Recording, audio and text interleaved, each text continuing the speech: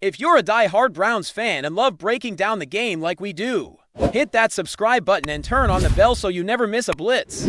In the hours that followed the Cleveland Browns' 23-16 loss to the Baltimore Ravens, a strange kind of quiet settled over the fan base, a silence, thick with confusion, frustration, and more than a little disbelief. Rookie quarterback Shedeur Sanders had just made his regular season debut, one he himself described simply as rough, and honestly, there was no better word for it. It was the kind of debut that has a way of rattling not just a young quarterback, but an entire franchise still trying to convince itself that it's on stable ground.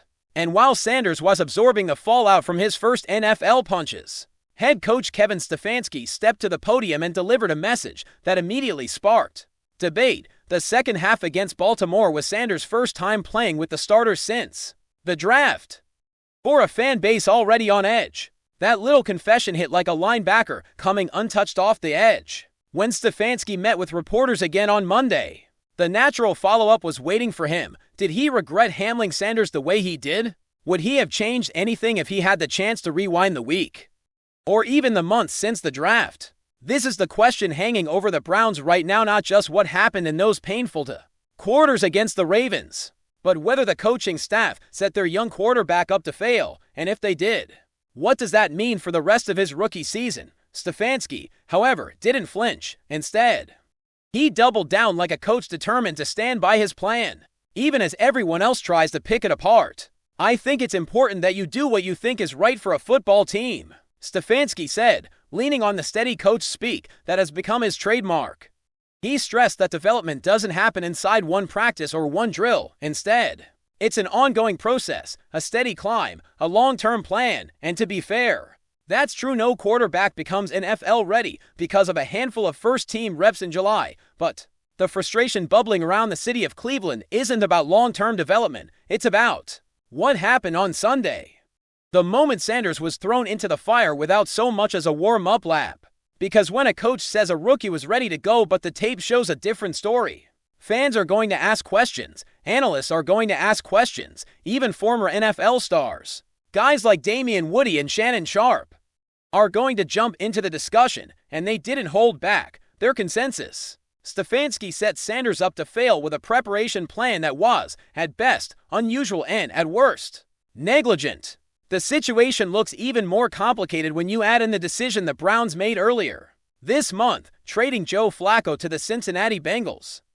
The moment that trade went through, Sanders went from QB3 to QB2, whether he was ready or not. For a rookie still adjusting to the speed of the NFL game, that's a massive leap. Then, when starter Dillon Gabriel went down with a concussion at halftime against Baltimore, Sanders' number was called. No warning, no real rhythm, no chance to settle his nerves. He was just thrown into the deep end, and instead of swimming, he spent most of the half trying not to drown, and the numbers from that debut, let's just say they tell the story all too well. For completions on 16 attempts, just 47 passing yards, 0 touchdowns, 1 interception that was textbook rookie misread, another near interception that had Browns fans holding their breath for all the wrong reasons, 2 sacks, an intentional grounding penalty that was the kind of mistake coaches expect from rookies who are still learning pocket awareness.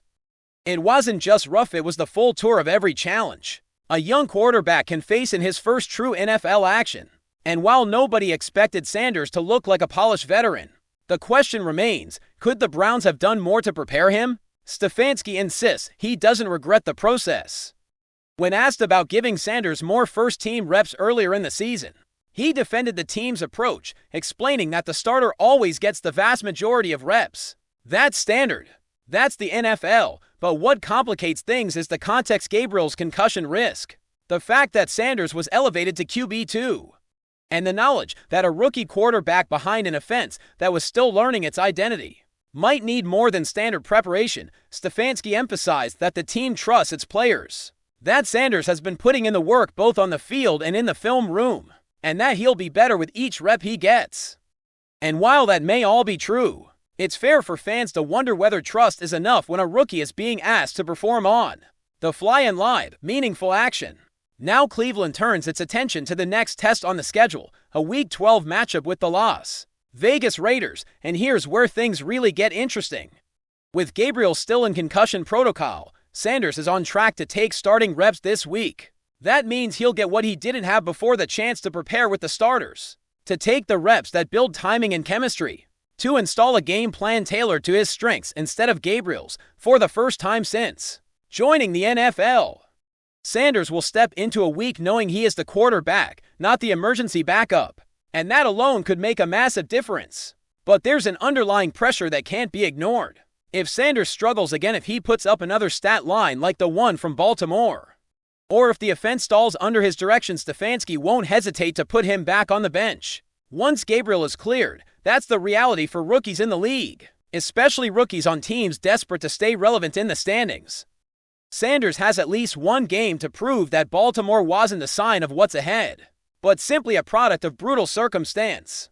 And Stefanski has at least one game to show that his development plan wasn't a mistake, but a long-term investment finally being allowed to grow. In a way, the Raiders' game has transformed into a pivot point, not just for Sanders' rookie season, but for Stefanski's own credibility. Coaches live and die by their decisions, and this is the kind of storyline that shapes how a season is remembered. Was the rookie mishandled or simply rushed by necessity? Did Stefanski show faith in his players or push a young quarterback into the storm? Without an umbrella, the truth may lie somewhere in the middle. But the narrative will be written by what happens next, not by what Stefanski says in a press conference or how many times he insists that development is constant. One thing is certain: Sanders has the tools. He has the arm strength, the athleticism, the confidence, the competitive fire. What he doesn't yet have is NFL experience, timing with the starters, or an offense shaped around his skill set. Those are things that can be fixed, but only with time and opportunity, and for the first time since he arrived in Cleveland, he's about to get both. If Sanders comes out sharp against the Raiders, hitting early throws, moving the ball, settling into the NFL rhythm, Stefanski's plan suddenly looks a lot more like wisdom than oversight. If he struggles again, the criticisms from analysts will only grow louder, and the patience of fans will shrink even faster. So as Cleveland marches into Week 12, it's not just another game on the schedule, it's a referendum on Stefanski's strategy, on Sanders' readiness, on the future of this team and this quarterback room. And no matter what happens, one thing is clear: the Browns can't afford another rough debut, not from their rookie, not from their coaching staff, not from anyone. Enjoying the content so far? Smash that like button and drop your take in the comments. We want to hear what you think about the Browns this season. Guys, hold on to your helmets, because the NFL world is shaking in ways we haven't seen in years. I mean, we thought we had seen it all when it comes to jaw-dropping moves, but this one takes the cake. Imagine the scene: the league buzzing, reporters scrambling, Twitter exploding, fans dropping their drinks, their snacks, their phones, everything, because the rumor, the absolute bombshell, is out. Aaron Donald, yes, the Aaron Donald, the monster on the defensive line, the human wrecking ball who has terrorized quarterbacks, sacked legends, and made offensive lines look like butter, is reportedly coming out of retirement. And not just anywhere. The whispers, the murmurings, the inside sources that are usually shockingly reliable are pointing straight to the Cleveland Browns. The Browns, the same franchise that's been hovering in that weird purgatory of so close, but not quite there, is allegedly about to land arguably the most feared defensive player of the modern NFL era. Can you even picture it? Donald in brown and orange, standing across from the league's best QBs like he's a force of nature. That simply refuses to be denied. People are talking about this everywhere. You've got former players hinting at it on podcasts, beat reporters dropping cryptic tweets, and insider scoops that nobody wants to outright confirm, but also nobody dares to dismiss. The timing is insane because, let's be honest, Aaron Donald stepping away from the game initially was a punch to the gut for fans and analysts alike. He retires at the peak, seemingly satisfied with his legacy. A man who has redefined what it means to be a defensive tackle in this era, yet here he is, potentially flipping the script in a way that only someone of his caliber could. And why the Browns?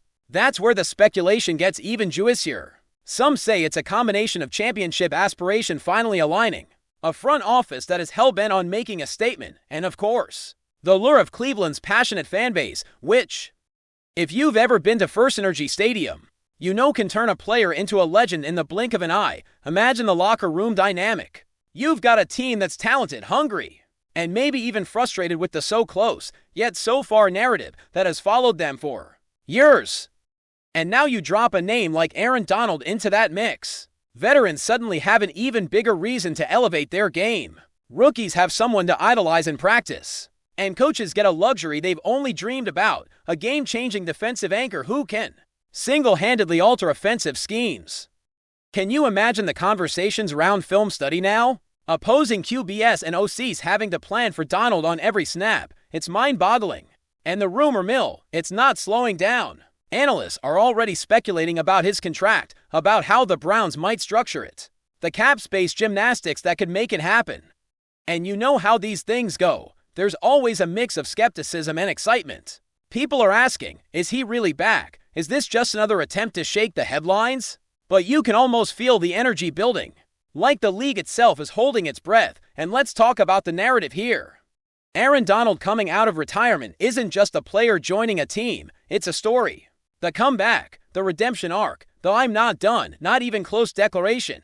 Sports history is full of these moments, but this one, it has a flavor of inevitability mixed with absolute shock. Fans are already dreaming. They're imagining the highlight reels, the sacks, the turnovers, the sheer chaos Donald brings to every offensive line he faces. Social media is a frenzy of speculation, gifs of past plays, clips of him dominating, memes imagining him in a Browns jersey, all of it spreading like wildfire, and insiders say there's a quiet confidence in Cleveland's front office, a sense that if this goes through, they're not just adding a player. They're sending a message to the entire league. This team means business, and they are here to compete at the highest level. But it's not just about what he does on the field. Aaron Donald is a phenomenon. His presence elevates the profile of the team in a way few can. Endorsements, media attention, national coverage, all of it skyrockets. And the Browns haven't been strangers to making bold moves. But this would eclipse anything they've attempted in the modern era. You can almost hear the debates already, analysts dissecting every angle, fans arguing on message boards about fit, and the NFL community collectively losing its mind, trying to imagine how offenses across the league will adjust. Donald doesn't just play the game, he changes the game. And if he's really coming back, the Browns are about to become the focal point of every discussion, every analysis, every prediction. And then there's the human side. What motivated him? Was it unfinished business? The itch of competition that retirement couldn't scratch? The allure of a team that feels on the cusp of greatness? These are the questions that keep fans awake at night, theorizing and debating. Because with a move like this, the implications are massive. Every snap he plays could redefine expectations for what a defensive tackle can accomplish in this era. The Browns' identity, long in flux, could be transformed overnight. And if the whispers are true, Donald isn't just coming back to participate. He's coming back to dominate, to disrupt, to remind the world why he's one of the most feared players in the history of the sport. Meanwhile, the ripple effects across the league are already being felt. Teams start evaluating their offensive lines differently, coaches recalibrate their game plans, and media coverage shifts focus in an instant. Every player in the league knows what it means to face Aaron Donald, and now they have to mentally prepare for the possibility of him in brown and orange. It's a chess game. And the Browns just may have pulled the most audacious move of the season, and as with all rumors of this magnitude, confirmation will matter. But the very fact that this is circulating is enough to send shockwaves through the football community. People are talking, people are speculating, people are dreaming, and that, my friends, is the kind of energy that defines an NFL moment you don't forget. So as we sit back and watch this unfold, one thing is clear: if Aaron Donald really is coming out of retirement to play for the Browns, we are about to witness a chapter of football history that will be dissected, debated, and remembered for decades. The league could never be the same. The Browns could never be the same. And we, the fans, are in for a roller coaster that blends disbelief, excitement, and pure adrenaline. The rumor is out, the chatter is real, and the anticipation is building. All we can do now is watch, wait, and imagine the chaos that one man can bring to the game we love. Aaron Donald back in the NFL, back to wreak havoc, back to show why he's simply one of the greatest to ever play the game. If this happens, trust me, the season just got immeasurably more exciting. Thanks for riding with us on another Browns Blitz. If you liked the video, share it with a fellow fan, hit subscribe, And ring that bell so you're always part of the Dawg Pound conversation. Go Browns!